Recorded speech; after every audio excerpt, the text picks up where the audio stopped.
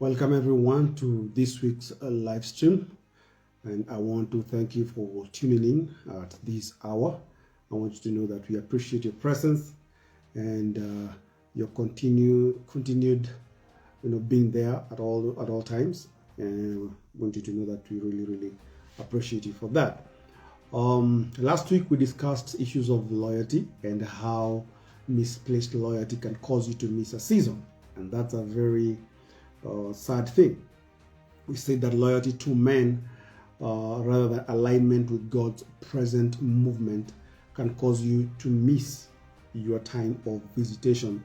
And the reason is because if a season shifts and the man does not shift, you both miss the next season. And that's why we would say that loyalty should only be to God, or should always be to the purposes of God, or to the season that God has already revealed, not to men, because men they can miss a season themselves. And therefore, if your loyalty is to men, then if those people miss a season, then you end up missing the season yourself. And that's why you find, like in the days of Jesus, Israel was stuck in Moses. So when Jesus showed up with a new season, then they were not able to recognize him, and therefore they missed their day of visitation, because every time Jesus spoke, they want to validate what he said based on what Moses wrote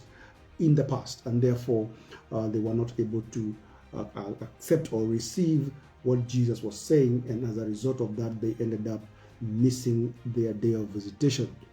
We also looked at the story of Jonathan and David, and we said that despite Jonathan knowing or being aware that God was doing something new through David, he was not able to transition to go with David because of familiar loyalties, where he was still remaining or stuck with his father Saul. Yet God had already pronounced a judgment upon Saul and said that his kingdom will come to an end. We established that healthy loyalty is only, loyalty is only healthy when a leader carries the requirements of God for the season, which is symbolized by the rod of God in their hands. And we saw the story in the book of Exodus chapter 17, where Moses was lifting up his hands. However, his hands were not empty. They were holding the rod of God. And as a result of holding that rod of God, Israel was winning. Anytime that he put it down, Israel was losing. And therefore, you find that the rod being in the hands, of course, hands represent doings. It represents actions, because we use our hands to do things. And therefore, anytime you find hands in the Bible, it represents your activities, your actions. And therefore, it means that your actions must demonstrate that they are based on the purpose of God. They are based on the rod of God. They are based on what God is saying for the season. And therefore, and the reason is because you can do activities which are not necessarily based on the rod of God or the purpose of God, in as much as you still say these are kingdom activities.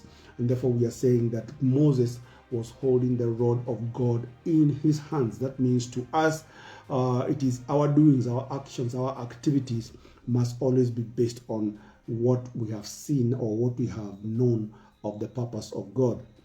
So when a season is missed, of course, the result is restriction, it is dryness, it is frustration, it is a sense of being caged. And that is what we saw in the book of Luke, where he said that when you miss a season, the enemy comes and builds a hedge around you, surrounds you, and brings you to the ground, even with the children that are within you. So the question becomes, how do I discern a season has ended? How do I recognize my time of visitation? That's the question I really want us to handle today, because it is very critical for us to know what are the signs, for us to know, am I in the season of transition, or am I in the in-between? Am I going to the next level? How do I know? And probably the things that I'm experiencing, are they indicators of a transition or a possible transition? And therefore today I want to give you language to some of the things that probably you're feeling within you, but you don't have the language to express them, or even to know why that is happening. So I want us to look at several signs that indicate that a season has shifted. However, these are not exhaustive signs. There may be more, but I just want to give a general framework that is going to help you to test yourself to get to understand whether you are already in that season and what you need to do about it. And the first sign that you need to check, and remember, this is personal, okay? This is you as an individual. Therefore, as we go through these particular signs, I want you to check your life. I don't want you to check the life of somebody else.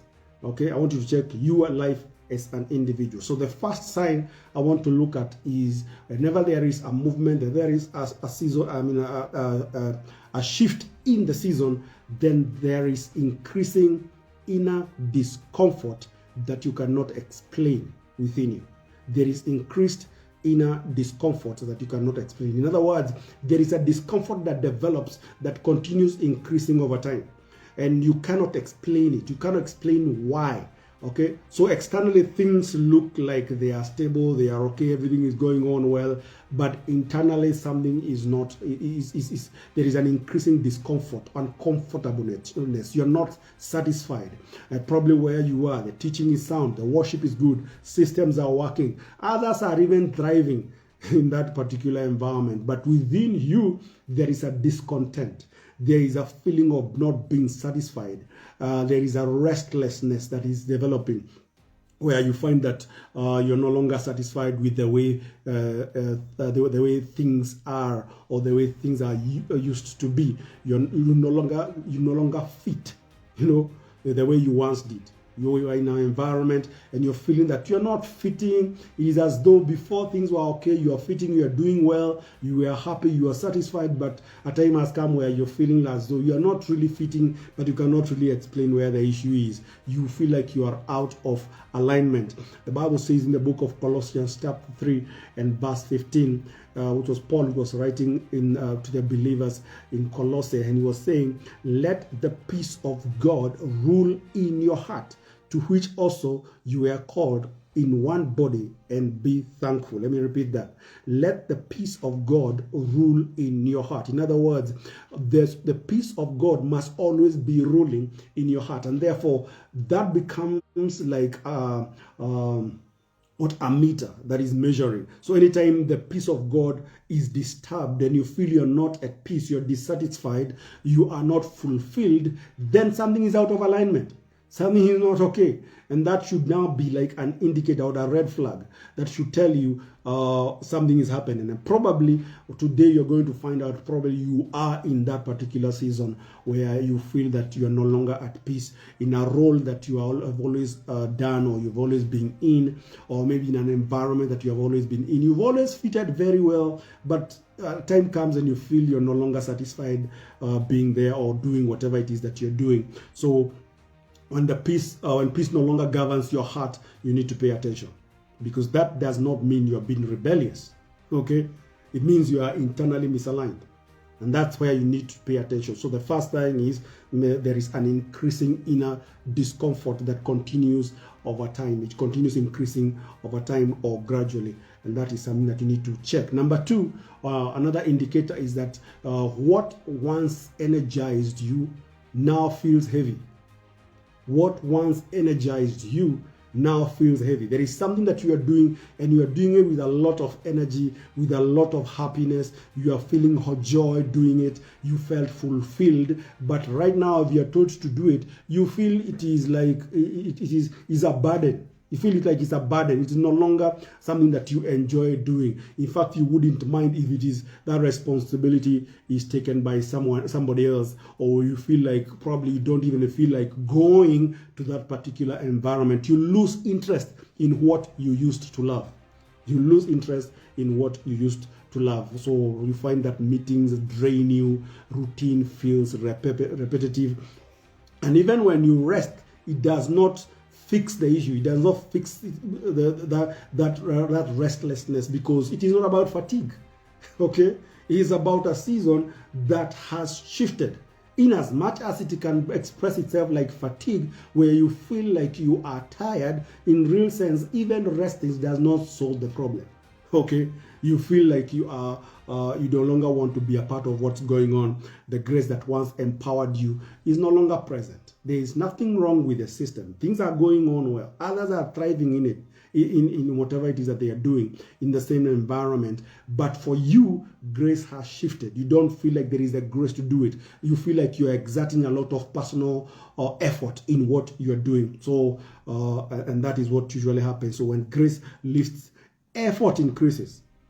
When grace lifts, effort, in other words, your own human effort, it increases, and therefore it's critical that you understand that. So the issue is that what once energized you now feels heavy. The third thing is there is diminishing honor to those who once equipped you. Now this one is a subtle one. And it is important that you understand what I mean, because this can be taken the wrong way. When I say that there is diminishing honor to those who once equipped you, I'm not saying that you disrespect people. I'm not saying you dishonor people. But I'm talking about in your heart, there is diminishing honor to those who once equipped you. There are people who used to really build you. You felt that you're edified by listening to them. But a time has come where even if you listen to them, you no longer feel like you're being edified. You don't feel like you're being equipped. Okay? You still respect them. You are still grateful, but their word no longer carries weight in your life. Okay? Their words no longer carry weight in your life. So you remain in honor relationally, but destiny alignment has shifted. All right? Their words are no longer speaking into your destiny, and that is very critical to know. There we find that the voice that once fed you no longer carries present nourishment. The voice that once nourished you no longer carries present sustenance. You feel like it is no longer sustaining you. It is not that the word is wrong. It is not that the person is wrong. It is just that for you, a season has shifted, the grace has shifted, and therefore it is critical for you to know that when that happens, these are the signs, so that you do not respond wrongly or you don't start wondering what happened. And that is allowed, by the way, okay? Because we're not talking about dishonor. We're talking about transition, okay? When honor lifts, let me say this. Honor is, and I think we handled this some episodes back when I was teaching about issues of honor, and I was saying that honor is the avenue or the technology or the tool that God uses to transfer or for transfer. Meaning, if there is honor, then there will be transfer. If there is no honor, then there can never be any transfer. And therefore, when honor lifts, let me tell you why that happens. It is not that it is something wrong, because sometimes when people go through these kind of motions, they feel as though they are being disloyal. No, you're not being disloyal. This is why it is happening. Sometimes if you maintain honor for too long over a person, and their word is still waiting for you, and God is calling you forward, you will go to seek their word about your movement forward. And if themselves they are not moving forward, then they will speak into your life based on where they are, not where God is calling you. And therefore, what God does is He allows honor to lift, so that the word of that person is no longer waiting on you, because that allows you to pick the shift or to move forward. Okay? It helps in healthy disconnection. Let me just say that. It helps in healthy disconnection. So anytime you feel honor has lifted, the word of this particular person is no longer waiting on you. It's okay. You're not being disloyal. You're not being disrespectful. Neither do you hate them. It is just that honor has lifted, and it is a good thing because it will allow you to move forward. Because if you still maintain the honor, and the word of that person still speaks into your life, it can derail you. And there is a story told in the book of 1 Kings chapter 13 of a young prophet and an old prophet. And what happened is that God spoke to the young prophet to go and do something. And then along the way, the young prophet went and God had told him not to pass or to enter to any house. And he went and lodged in the house of the old prophet. And the old prophet told him something that was not in line with what God has said. Now, the next thing is when he left the house the following day, he was mauled by lions. And the reason is because God had told, he had disobeyed God because God has said, don't go anywhere, don't pass into anybody's house. And therefore, the lesson we learn from that is what? Is that the young prophet really honored and desired to hear the word of the old prophet. And what happened is that because the old prophet was not moving on with God, he had reached a place and stalled. Remember, he is still a prophet. He spoke words that caused the young man to derail his movement forward, his destiny forward. And therefore, what happened? His life came to an end. He was mauled by lions. And it is Bible says that he disobeyed God. And that's what we are saying. That's the reason why God allows honor to lift. It is not a bad thing. So I don't want you to feel like you're being disloyal or you feel bad about it. No, it's okay. All right? Because remember, we are not talking about disrespect. We are not talking about dishonoring people. We are talking about in your heart, their words are no longer weighty. Their words are no longer speaking into your life because they are not aligned to your destiny. And that is a way that God uses for you to step into something else or to the next thing. Okay, and that's one of another indicator. The fourth indicator I want to talk about is the issue of increased irritation with the old structure. You feel irritated, increased irritation. In other words, this happened and they irritate you. Yet before, they were not irritating you. But you reach a place you feel like things are being done and you can't stand it. Things that never used to bother you, they are no longer now irritating you. You see gaps, you see weaknesses, ways of doing things that seemed normal before, they are no longer, they become unbearable to you. You can't stand that. Yet before, they were still there, but you never bothered. All right? Your tolerance level was very high. But at time reaches where you feel you can't tolerate it anymore. It's because a season has shifted. Okay? And you're not talking about a critical spirit. No. Okay? And I know God can show you issues. God can show you gaps in whatever environment that you're in. He can show you gaps. And the reason why he shows you gaps, it can be one of those two reasons. Number one, he is showing you those gaps so that you can fix them. Okay? Or he is showing you gaps so that you can know your assignment there is done. And therefore, it is very important for you to understand which one is which. Is God showing me these gaps? Am I seeing these weaknesses? Am I seeing these issues so that I can fix them? Or it is for my time for me to move forward? Because remember, if you try to fix something that you're not graced or equipped for that season, you will destroy. In fact, you'll cause battles and wars and all that. Okay? So if it is not for you to fix, leave it the way it is. It is not for you to fix it. Just move forward. So be conscious. Ask yourself, am I supposed to fix this, or is this a sign for me to move forward? Is this my assignment to fix it, or is it a signal to move? Okay? Because if you stay for too long and that frustration you feel, it will turn now to recruitment. Meaning you start recruiting others to join your crusade. You start talking to people about how things are not being done well, about how this is happening. And what happens is that the whole point is to try to get people to agree with your own assertions or with your own perspectives. And you end up destroying the very work that you helped build. And you start destroying relationships. And that is not what you're talking about. And that's why it's very critical. When you know a season has shifted, when you start feeling these signs, a season has shifted, the best thing is to leave. Just go. Okay? Because when grace lifts, staying becomes destructive. And that's not what you want. All right? Number 5, the other sign. You find that there is relational separation or relationships shift. That means when you are in particular environment, you have built relationships around you. There are people that you are relating with. Okay? So you find friends who once worked closely with you, they start pulling back. There's a way that you talk. There's a way that perspectives change, and still some friends listen to you and they start withdrawing. In fact, some even start resisting you. They start pulling back. It does not mean that they are wrong or evil. Okay? It's just that they cannot go with you where you're going. And that's why I always say, transition is personal. Okay? It is not corporate, it is personal. So if you feel it is you, don't try to recruit your friend into that journey. All right? One time I tried that. It didn't work very well. It didn't work very well. And I learned a lesson. Transition is personal. It can be corporate. It can be with you and your friends. If it is you, please check these signs. Then know, am I supposed, is it something that I'm supposed to fix, or is it God telling me it's time to move forward to the next thing? And by the way, we'll be talking about the next thing as we move forward, which I'm going to be talking about as I come to the end of this broadcast. Because I cannot just tell you to move forward, and I'm not telling you to move forward where or into what. Keep tracking. So, holding on to relationships beyond a season creates stagnation.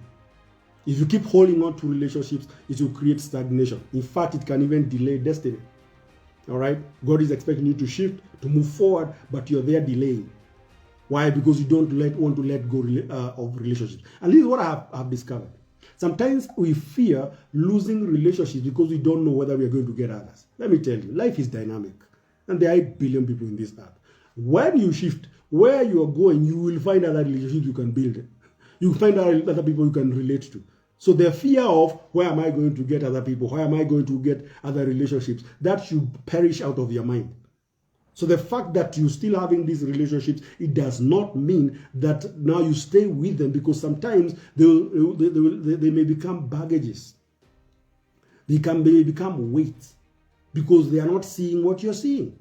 And therefore, I'm not saying that you abandon people. I'm saying give them casual time. Just move on. And by the way, as you move forward, you find that those relationships get aligned naturally. You don't even need to say anything or do anything. They become aligned. And you find yourself building other relationships where you're going, or in the next level that you're going. And that's why you must understand. You must let go.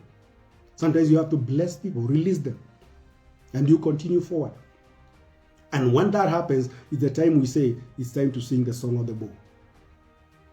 It is time to sing the song of the bow.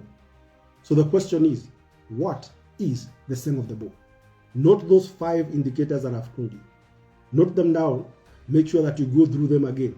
If you have time, listen to this recording again and check your heart. Are these signs inside me? Is it me that is being spoken to? Do I feel that I am relating to what is being said? If that is you, then it's time to move. The season has shifted. It's time to move. Okay? And it's important to go ask, pray, God, where next? What next? What is it that you're saying? Because sometimes next does not necessarily mean a physical movement. No. It means that internally you need to shift. However, sometimes it can also mean physical movement as well. All right? So what is the song of the bow? Now, I spoke briefly about it in the last episode, and I want to just define what the song of the bow is all about. Okay? 2 Samuel chapter 1, that is where I want us to read, from verse 17. Now, this is, let me just give a context. Now, Saul and Jonathan, we spoke about Saul and Jonathan last time. Saul and Jonathan have gone to battle, and they die in battle. Remember, Saul was the king of Israel. Jonathan was his son. So they die in battle. And then news gets to David that Saul and Jonathan have died. Now remember, when we talk about Saul and Jonathan, we are not talking about personalities for us. Okay? We are talking about a past season. Meaning, a past season has died. A past season has come to an end. All right? That which used to influence you in the past season, that has come to an end for you. Now, David, in 1 Samuel chapter 1 from verse 17, this is what he says. Then David lamented with this lamentation over Saul and over Jonathan, his son. And he told them to teach the children of Judah the song of the bow. Indeed, it is written in the book of Joshua. So David comes and formulates a song. Okay? And then he teaches the people and tells them to sing the song of the bow. Now the question is, what then is the song of the bow? Now, first of all, before I even define the song of the bow, let me just handle the issue of why. Because it's important for you to get the context. Like I said, that a former season has come to an end. Now remember, Saul was chasing David, all over the place. He wanted to kill him because David represents the new season. Saul represents the old season. Okay? And therefore, what you find here is that in as much as David knew that Saul was hunting him, I want you to see his heart posture when it came to now abandoning what is the past or the old season and him stepping into the new season. Okay? Because the song of the bow has to do with the issue of transition. It has to do with transition being processed correctly. So of course the word is, it says song, meaning it's a song. All right? But to us, we're going to have to find out what it is, because I'm not telling you to go start singing something. No. A song represents what? A song represents an inner posture. A song represents a frequency. And it is something that captures you, that now you start vibrating according to that frequency for the new season. Okay? And it says it's a song of the bow. And if you read, you're not going to read that, whatever David wrote as the song itself, because I want you to read that for yourself. 1 Samuel chapter 1 from verse 17. I want you to go read that for yourself. But it says song of the bow. A bow is a weapon of warfare. We all know that. People carry bows to go to war or to battle. All right? So a bow is a weapon of warfare. And it represents readiness, and it represents warfare. It represents readiness for the next season. Now, why is it a bow? It is a bow because in the next season, there will be battles. There will be war. In fact, in the book of 2 Samuel from chapter 3 and verse 1, it says that there was a long war, between the house of David and the house of Saul. So despite the fact that Saul himself had died, there were elements that were left already that were fighting with David. And the picture there we are finding is the old season still trying to exert its authority over the new season. Old season trying to exert its authority over your life. That you're not supposed to be going. You're supposed to remain here. And there was a long war. And at that point, that warfare must be won by the new. You must win it. And that's why I'm saying the issue of the bow is the issue of readiness. You got to be ready to battle. And sometimes it's not necessarily anything external. It is within you, thoughts within you that may cause you to think that probably because the new season has not yet opened up, you are in the in-between, you feel as though this is unfamiliar, let me go back to the familiar. That will be war. That will be warfare. All right? You got to battle your own mind. And the reason why you're moving forward is because God has already said it. God has already shifted and changed the season. Okay? The next season is not going to be passive. There will be conflict. However, there will still be advancement in that conflict. And it's important to understand that. So, what does the song represent? Now, if you go read what David wrote, he wrote about the exploits of Saul and Jonathan. He lamented and said how the mighty have fallen. And what that represents is closure. That was what David was doing. It was closure with the past. Because there is a process between seasons, okay? And that's why we keep talking about the in-between. And that's why I wrote the book about the anatomy of transition. It is about navigating the in-between. Because in the in-between, between the old and the new, there will be warfare. You got to navigate it. Because that is a process that if you're not able to navigate it correctly, what you find is that you'll always find yourself regressing or going back instead of going forward. So the song of the bow represents closure. It represents closure of the past. It represents the closure of one chapter before beginning another one. Okay? It represents honoring the past without being bound by it. Listen to those words. Honoring the past without being bound by it. Okay? And the reason is because sometimes the past can bind you because you are so used to it. You are familiar with it. And sometimes human nature, we want to go back to what we are familiar with. what feels normal and familiar. Okay, but that which is feels uncomfortable, and that is where growth is. You feel a bit uncomfortable going there. All right, and therefore it is very important for you to honor the past, yes, but don't be bound by it, because the past can pull you back. All right, so learn how to mourn, learn how to grieve. It's okay, it's allowed by the mourning the past. And that's what David was doing. He was mourning the past. He was mourning Saul and Jonathan, because they had a relationship anyway. So grieving the past is okay, it's allowed. And sometimes people grieve differently. You find that there are people who grieve, and their grief causes them to speak sharp words. It causes them to speak words of attack. It's grief. They are mourning, and they should be understood. All right? When I was a bit younger in the faith, I never used to understand that. And therefore, when I hear words coming from certain quarters that were not very, very, very good, I used to respond in kind. And the reason is I didn't understand. People are grieving.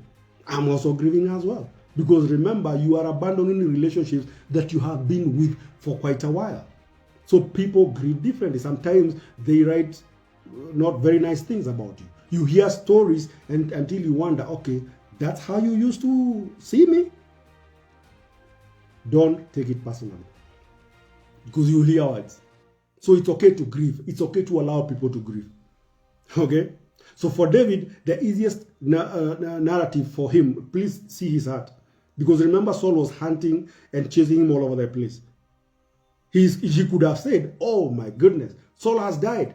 Phew, finally, God has judged him. That could have been his attitude. However, that was not his attitude. In fact, he refused that spirit. And he even taught Judah, he taught his fellow men that, hey, the fact that these guys were chasing us, it does not mean that you now take a cloak of judgment. No. What you need to do is to mourn, because these guys were mighty men in Israel. There was something they did to allow us to arrive where we have arrived here as a nation.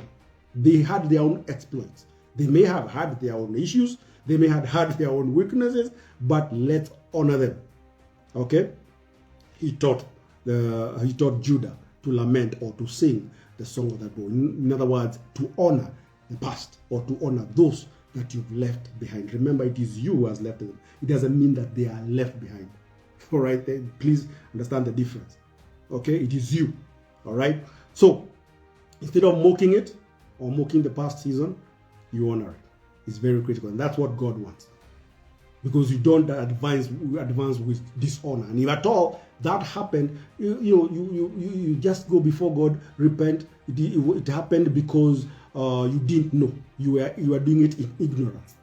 So I don't want people, I don't want you now to start carrying guilt because you said stuff. No.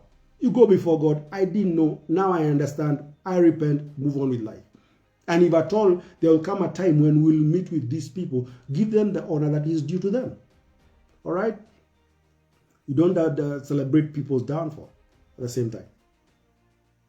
You honor even if your leaders are full of flaws or weaknesses. Okay? And sometimes our human nature responds in a certain way, which is okay. But I always say that you don't need to carry guilt. What you need is to go before God and tell him in sincerity, yes, I did this. Yes, I said this. But guess what? I didn't know. And I repent. And then you move forward with your life. Okay? So we still grieve even those that God God anointed at some point.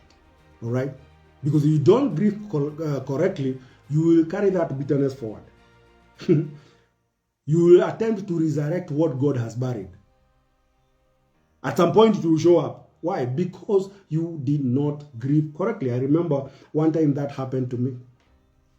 I left an environment and I left it grieving. And I grieved. Some 6 years later, I met actually one of the people that, according to me, had said certain things, reached out to me.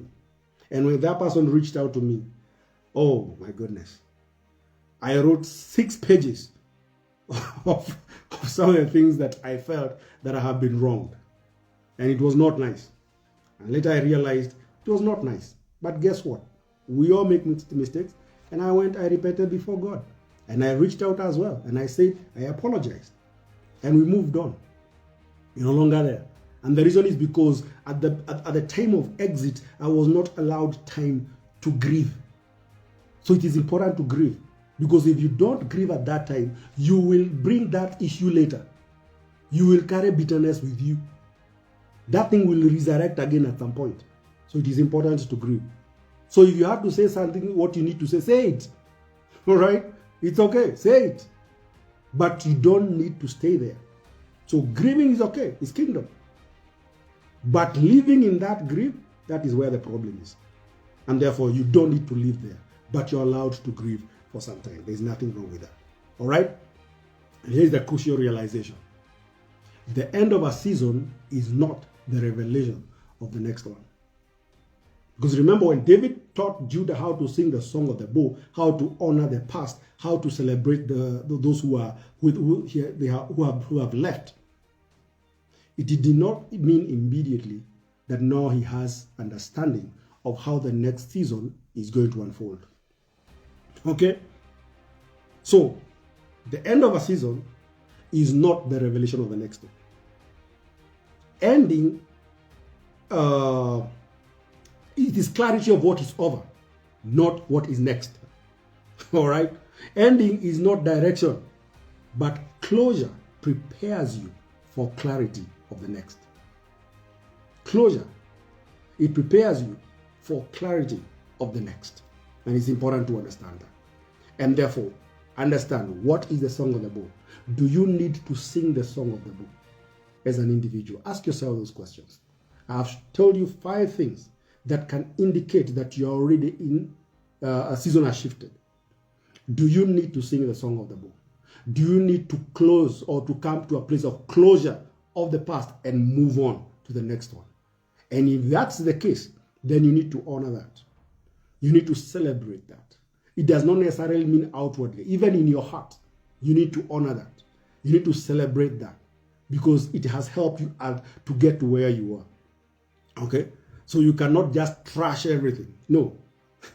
You've arrived there because there is something that you captured, you got out of the past season. Now you need to step into the next season.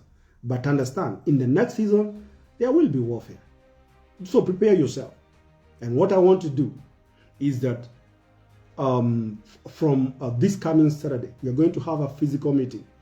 And I want to talk about what is next, because I cannot just come and tell you about what a season ending, you need to move forward. And I'm not saying or telling you what is next. I'm going to be talking about what is next. So the question is, where do we get from here? Now that we've spoken about closure, what next? I'll be talking about what next in our physical meeting, which will be on Saturday. That will be on 28th of February. It will be on a Saturday, 2 p.m. And we are meeting in Nairobi at Chester House, 3rd floor, that is along Koinange Street. And if you're around Nairobi or around its environs, please show up. Let's come and let's discuss this. What next? And let me say this. I'm not a prophet to come and tell you, thus says the Lord. No. But this is out of my own interaction with God. It is out of my own, gleaning from others. What I feel, what is the next thing that God is doing. Because that is what directs us. That is what gives us clarity of the next season. So that we can be able to reach forward and step into it. And I'll be talking about that. And there are certain things I'll be discussing regarding what I feel my perspective of the next thing. Now, this does not mean it is for everybody. Again, okay? Because remember, we see in part. There may be somebody else somewhere in a different environment that may say, this is what I feel God is doing, or where God is going next. That is not what I'm saying. It's okay, it's valid. But I'm talking about me and where I am. This is where I feel that God is taking us, and this is where we need to stretch and move forward. That's what I'll be discussing on Saturday, on 28th. And therefore, as we come to closure or sing the song of the bow, because remember what David did after singing the song of the bow. The next thing he did was that he went to God to inquire, what next? Now that the season has ended, David inquired and said, where do I go from here? And God gave him an answer. And that is what I want us to examine in our physical meeting that is coming on Saturday 28th. If you are able to attend, please do come. And then we'll look into those things, and we'll have a good time. And I'm sure that it will be a good time because we'll get to see some of you who have been following us online. We're able to put a face to a name, and I am really, really excited and looking forward to that particular moment. So you're very much welcome. You are allowed to invite a friend. This meeting is already sponsored, meaning there is no cost on your side. And I didn't say that it is free. No, somebody else has paid for it, so it's not free. It's only that it has been sponsored so that you are able to attend yourself. So we don't want to say it was free. No, it was sponsored. Somebody else paid for it, and therefore make sure that you come. There is no cost on your side. It will be from 2 p.m. only for 2 hours, and then we release you. So thank you so much. So we come to the end of our broadcast today. Thank you so much for tuning in. Of course, we keep talking about our book, The Anatomy of Transition. Make sure that you get yourself a copy if you can. The book goes for 1,500. You're in Nairobi, go to Nuria Bookshop. You're going to get that book right there. You can get a physical copy, or you can get a digital copy on Amazon Kindle at $5.99, and you're going to have it on your Kindle app. You can download it right there. Thank you so much for tuning in. Our YouTube channel is Song of the War again. That's why we are going to have this particular broadcast posted there tomorrow to make sure that you're able to repeat and listen to it again. Go listen to it again so that you can find out whether you are in a season of transition or God is calling you forward into something else, either on a personal level or wherever it's, or even a corporate level. Make sure that you go listen to it and judge for yourself, check for yourself, analyze, audit your life, make sure that you know, so that you can move forward to the next level after you have sung the song of the book. Have a good night, have a good morning, have a good day, and see you on Saturday. Bye-bye.